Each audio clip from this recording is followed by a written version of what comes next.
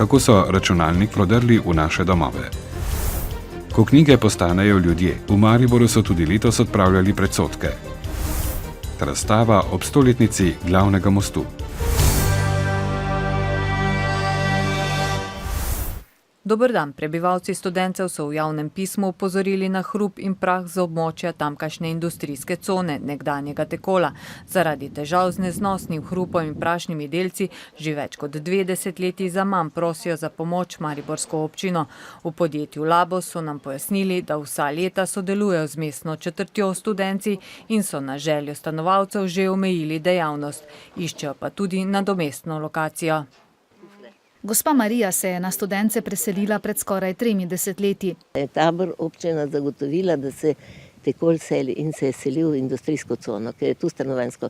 Noben dokument ne kaže, da bi tu bila industrijska cona. 93. leta se je pa železje začelo tu zbirati. Industrijska cona je tako z drugimi podjetji ostala, s hrupom, prahom in smradom, pravijo domačini. Tu so bili gorilniki, se zdaj ne vem, tudi danes zjutraj sem čutila en smrad, pa ne veš pravzaprav, kaj se dogaja. No, to se cele dneve dela, od jutra, pa še hujše kot zdaj. Želijo tovornjaki, veliki tovornjaki, tisti ozki ulici zapeljajo noter, potem pa nakladajo iz enega tovornjaka v te kontejnere ali obratno. In to se res hrup sliši po tisti celi ulici. V podjetju 5 celin, odkoder naj bi prihajala večina hrupa in ki ima prepoved obratovanja, do lastnika nismo prišli. V Labosu, kjer odkupujejo odpadne kovine, pa so na željo mestne četrti zadnja leta že precej okrnili poslovanje. Imamo odvoz enkrat tedensko materijala in da tudi vedno manj strank prihaja k nam. Odpadno železo odložimo v železne kesone, seveda pri tem je hrup. Ampak mi smo vedno pod nadzorom Ministrstva za okolje, moramo redno opravljati tudi meritve. Dejavnosti bi preselil, a primerne lokacije še ni našel. Domačini pa si želijo predvsem miru in tišine, brez industrije. Z razmahom in dostopnostjo pametnih telefonov se uporaba pametnih aplikacij in pripomočkov razširila v naše okolje.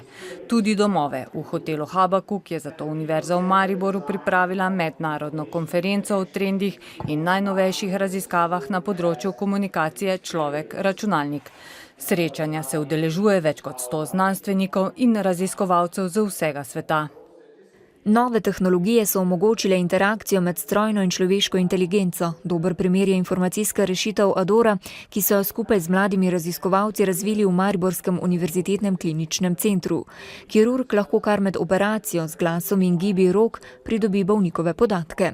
We are drowning in data, but we are starving for knowledge. And this is really a big challenge, how we can handle these big data sets. What we try is to cope with unstructured data. Unstructured data means, for example, text. Računalniki namreč ne zmorejo obvladovati množice tekstovnih podatkov, ključen izziv znanstvenikov pa ostaja, kako iz tega ustvariti novo znanje. Pametni telefoni, v prihodnosti tudi pametna mesta, bodo sicer človeku nudili podporo v vsakdanjem življenju, vplivali pa bodo tudi na njegovo zasebnost.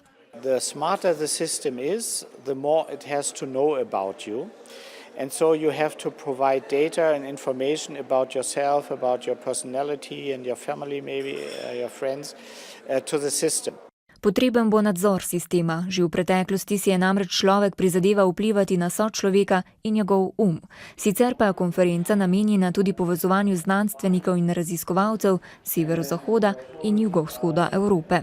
Države v razvoju, pa potem tudi države, ki pristopajo k Evropski uniji, imajo težave z financiranjem raziskovalnega razvojnega dela. Čez 2 leti bodo konferenco o novih tehnologijah pripravili v Budvi v Črni Gori. Včeraj zvečer se je v Žicah pri Lenartu smrtno ponesrečil 46-letni voznik motornega kolesa. V nepreglednem ovinku je zaradi neprilagojene hitrosti zapeljal na bankino in padel. Motorno kolo je zdrselo po travnati brežini in se zaletelo v drevo. Voznik pa je zdrsel po bankini ter s čelado trčil od rok prometnega znaka. Trčenje je bilo tako silovito, da je na kraju nesreče umrl. To je že letošnja 6. smrtna žrtev na cestah policijske uprave Maribor. V primerljivem obdobju lani jih je bilo 9. Telesa državnega zbora obravnavajo predlog rebalansa letošnjega državnega proračuna. Poslanci naj bi o njem odločali 9. julija. S predlogom rebalansa je vlada načrtovani primanjkljaj zvišala z dobre milijarde na 1,5 milijarde evrov. Sredstva se znižujejo skoraj vsem ministrstvom. Proračun Ministrstva za kulturo se 179 milijonov zmanjšuje na 163 milijonov evrov. Minister za kulturo Uroš Gril je poudaril, da rebalans zadeve rešuje na način, da bi kar najmanj ogrozil vitalne dele kulture.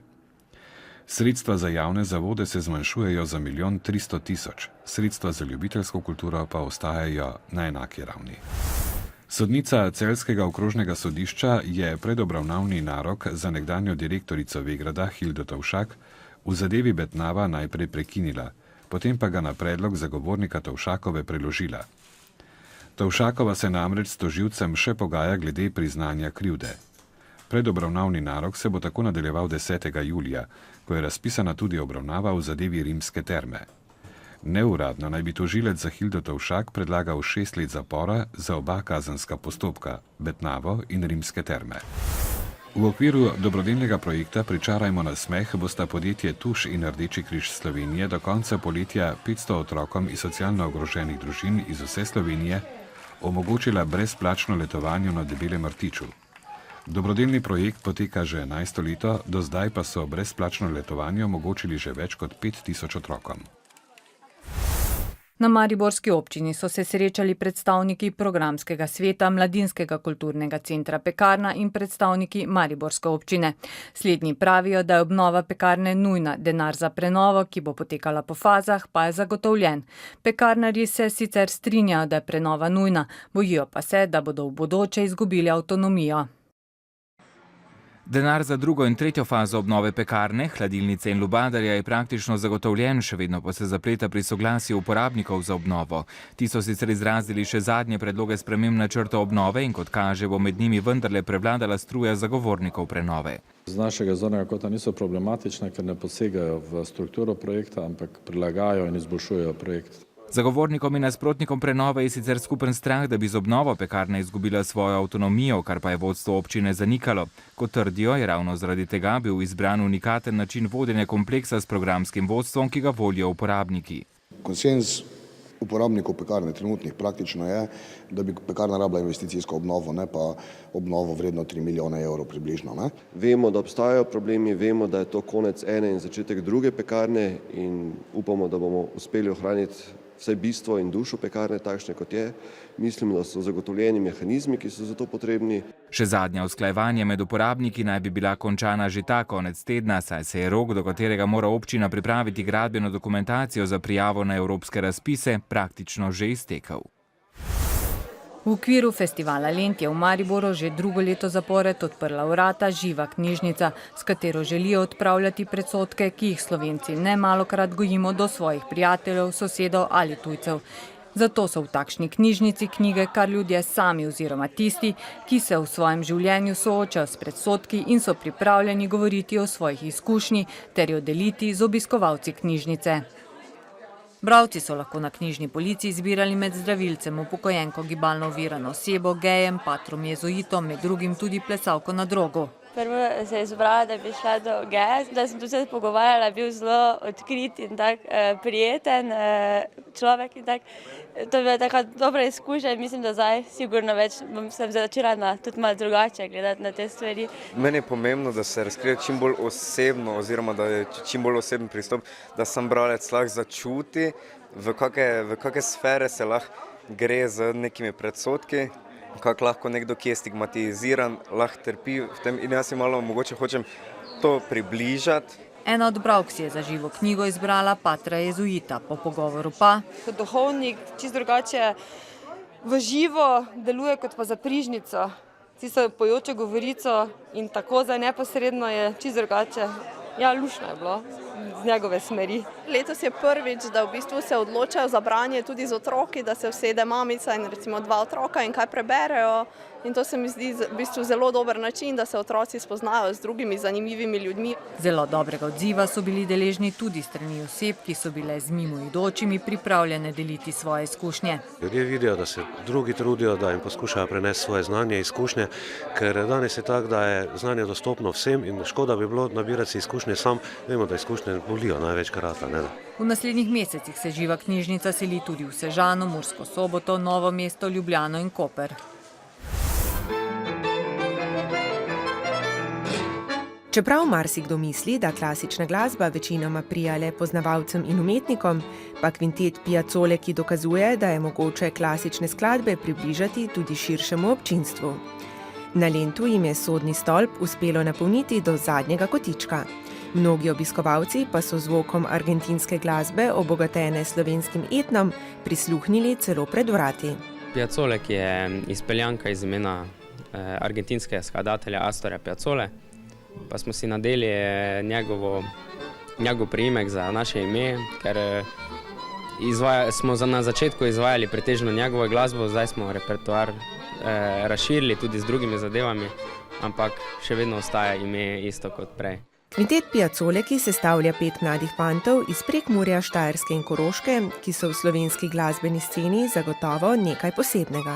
Mogoče najbolj zaradi tega, ker delujemo 6 let, pa nismo zamenjali nobenega člana, pa smo res dobri prijatelji. Ste tudi vedno tako lepo opravljeni kot danes?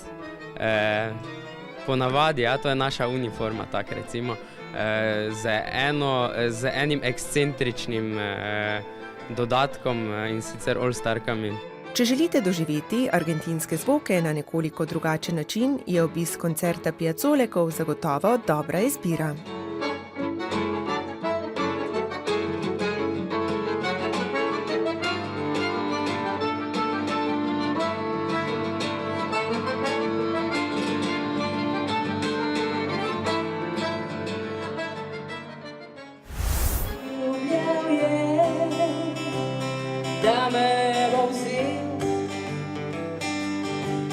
Stoletje letos praznuje mariborski Stari most, eminentni simbol Maribora in znamenita mariborska veduta.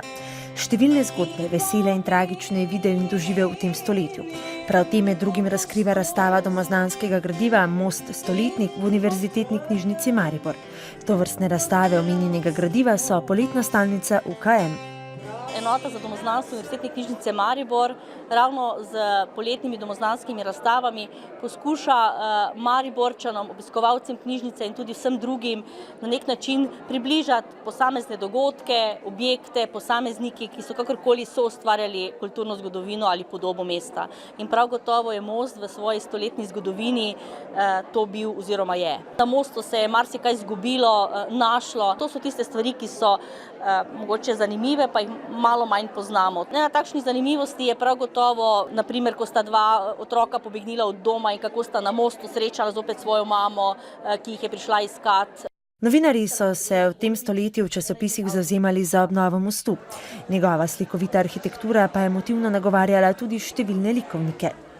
Zagotovo zaradi svoje simbolne funkcije, monumentalne podobe v prvi vrsti, pa seveda zaradi ob tem, kar leži pod njim, starim lentom, ki je z mostom vred zagotovo najpogostejša upodobitev vseh mariborskih vedut, nepogrešljiva vez med levim in desnim bregom. Z njim sem prav gotovo povezana in tudi velikokrat peš grem preko mostu.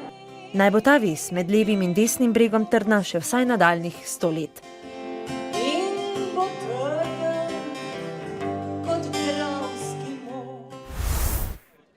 Mariborske Viole so po ponedeljkovi napovedi nepreklicnega odstopa športnega direktorja NK Maribor Zlatka Zahoviča danes v središču Maribora začeli zbiranjem podpisov, s katerimi želijo predstavnika slovenske zlate nogometne generacije prepričati, da ostane na mestu športnega direktorja. Po njihovem mnenju propadajoči Maribor z njegovim odhodom izgublja še zadnjo svetlo točko. Zlatko je naredil toliko dobrega za klub, za mesto, za vse skupaj, tega noben ne more vzeti. Saj vijo, kak smo navijači do njega, pa mislim, da bi to moglo nekako pretehtati v pravo stran. Mi upamo, imamo še vedno tisti konček upanja, iskrico, da si bo premislil. Zdaj pa, ne vem, bomo videli.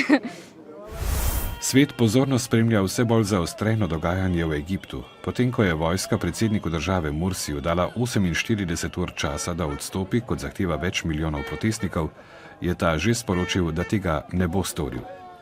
Danes ob 17. se izteče tudi ultimat, ki ga je predsedniku za odstop postavila opozicija. Če ne bo odstopil, bo ljudi pozvala k popolni državljanski nepokorščini in sama začela priprave na predčasne volitve.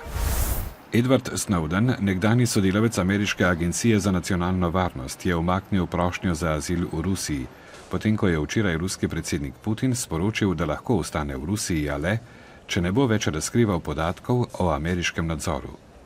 Že prejšnji teden je prošnjo za azil poslal Ekvadorju, a ta o njej ne more začeti odločati, dokler Snowden ne bo na njegovem ozemlju. Snowden je za zatočišče zaprosil še v 20 drugih državah. Na vesoljskem izstrelišču v Bajkonuru v Kazahstanu je takoj po izstrelitvi eksplodirala ruska nosilna raketa, ki naj bi v vesolje ponesla 3 satelite za satelitski navigacijski sistem GLONASS. Po prvih ugotovitvah se je nesreča zgodila zaradi napake v pogonskem sistemu rakete. Žrtev ali škode ni bilo, so pa zaradi strupenih plinov evakuirali več stavb v okolici. Novi člani družine prašičem podobnih živali, imenovani pekarji, so si včeraj takole ogledovali svoje bivališče v živalskem vrtu v San Diegu. 3 mladiči so se skotili 19. junija in tako povečali čredo 9 pekarjev v živalskem vrtu. Gre za eno od redkejših podvrst pekarjev, ki izvirajo iz Južne Amerike.